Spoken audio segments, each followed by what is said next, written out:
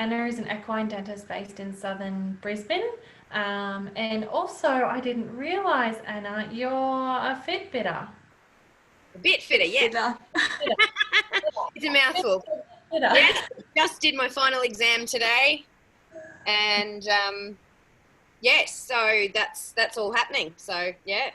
That's awesome. So I wanted to talk to you, and you know why, but tell everyone else what you've been seeing in the last couple of weeks, where and why. Well, I can tell you what I've been seeing. I don't know why. I've got theories. So I've been seeing a lot of big head cases, clinically really obvious big head cases. I think I see it, and I think it's around more than we know, but clinically sometimes you don't get the presentation of the the bone deposits on the head. I've seen probably like a dozen in the last couple of weeks, mostly around South East Queensland, so Redlands area, mostly where there's tropical grasses in coastal areas. So I'm not seeing it much. The further west I go, the less I see it. But certainly it's really prevalent along the coast. And I think that's probably because we had quite a bit of rain. So I think when we have a rain event, and the new pastures coming up, they're eating more of it. I don't know. I think people stop feeding hay as well because they go, oh, we've got plenty of pasture, so they don't feed hay, or they reduce the amount of hard feed the horse is getting. But yeah, so that's been really interesting. I can't quite say why it is, but it's certainly very noticeable in the last probably month. Yeah, that's really fascinating. Actually, we had a question come in about why you tend to see big head more with green shoots. I think Mara was saying that one there. She's saying, does oxalate grasses affect horses more when there's green shoots coming through? Yeah. And we were actually discussing that before our webinar. Maddie, did you want to talk about that really briefly, what we were talking with the calcium uptake in new grasses? I don't know too much about it, so you might have to butt in, Hayley, but was it the calcium concentrate was... So with the calcium, what actually happens, so with our lush balancer pellet, for example, it has high amounts of calcium because the calcium comes through the pasture at a slower rate when there's a flush of feed.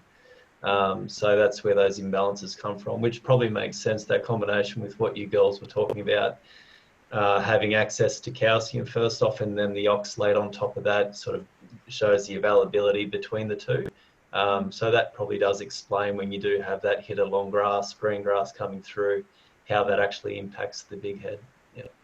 Yeah, definitely. So, having the fresh flush of green grass, it uptakes calcium a lot slower. So those pastures will be quite higher in phosphorus, but not only will the oxalates be there, but there'll be less calcium available. So there's one theory for you, Anna.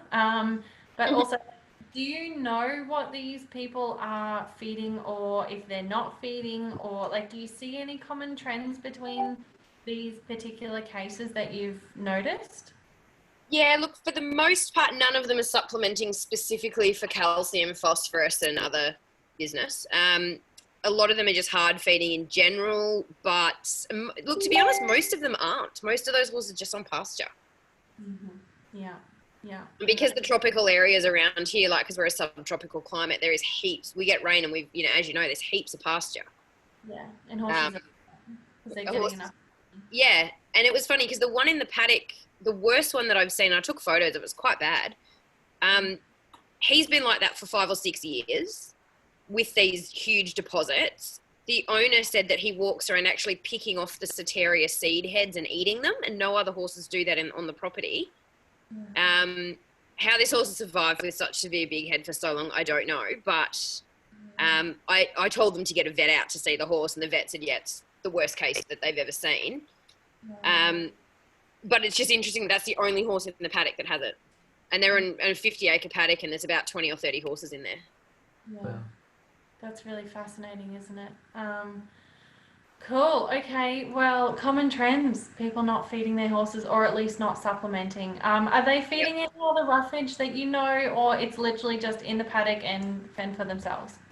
Look, I think it's pretty much fend for yourself, or every second or third day we'll throw some chaff at you. That's probably about the extent of it, because most of the case... Look, I did see one case that is a very well-loved pony and is getting fed. but it's on quite a limited diet because it is a laminitic pony. So that's quite restricted in terms of what it gets. So I think they've been avoiding things like white chaffs and stuff, but they haven't been specifically feeding for Bighead. Yeah. Well, it might be a good suggestion for those people to feed a lucerne or a grassy lucerne to that laminitic pony, and maybe something like Easy Keeper, based on lucerne, higher in calcium. They may need a calcium supplement as well on top of that, because with being laminitic, they need to avoid all grain and grain byproducts. So that would include the high cal. So Yeah. first point of call for sure.